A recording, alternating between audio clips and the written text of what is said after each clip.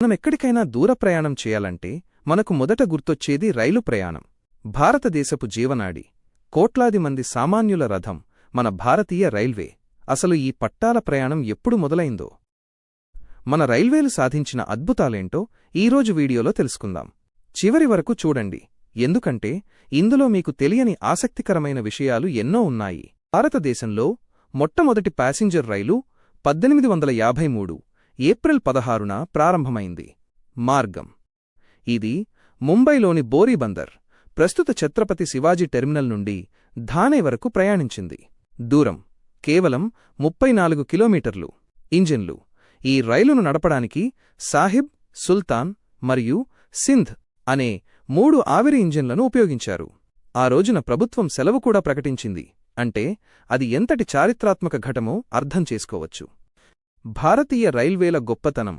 Great railway కేవలం రవాణా సౌకర్యం మాత్రమే కాదు, అది ఒక అద్భుతం.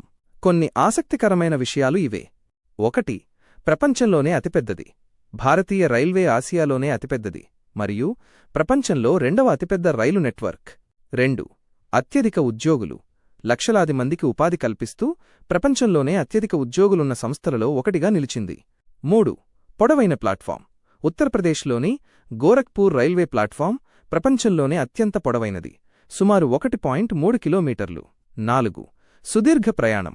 వివేక్ ఎక్స్ప్రెస్ అస్సాంలోని దిబ్రూగఢ్ నుండి కన్యాకుమారి వరకు 4273 కిలోమీటర్లు ప్రయాణిస్తుంది. ఇది మన దేశంలోనే అత్యంత సుదీర్ఘ ప్రయాణం చేసే రైలు. 5. Mountain railways. Darjeeling Himalayan railway వంటి మార్గాలను యునెస్కో మేనా. మన రైల్వేలు ఆవిరి ఇంజిన్ల నుండి డీజిల్, విద్యుత్ మరియు ఇప్పుడు ప్రపంచస్థాయి వందే భారత్ ఎక్స్ప్రెస్ల వరకు ఎదిగాయి. నేడు మనం గంటకు 160 నుండి 180 కిమీ వేగంతో ప్రయాణిస్తున్నాం. త్వరలోనే బుల్లెట్ ట్రైన్ కల కూడా నిజం కాబోతోంది. ముగింపు. భారతీయ రైల్వేల చరిత్ర ఎంత ఘనమైనదో. ఈ ప్రయాణం కేవలం పట్టాల మీద మాత్రమే కాదు, దేశ ప్రగతి చక్రాల మీద సాగుతోంది. ఈ వీడియో మీకు నచ్చితే లైక్ చేయండి మరియు మీ రైలు ప్రయాణ అనుభవాలను కామెంట్ రూపంలో తెలియచేయండి. ముఖ్య గమనిక: ఇటువంటి మరిన్ని ఆసక్తికరమైన విషయాల కోసం మన ఛానల్ని సబ్స్క్రైబ్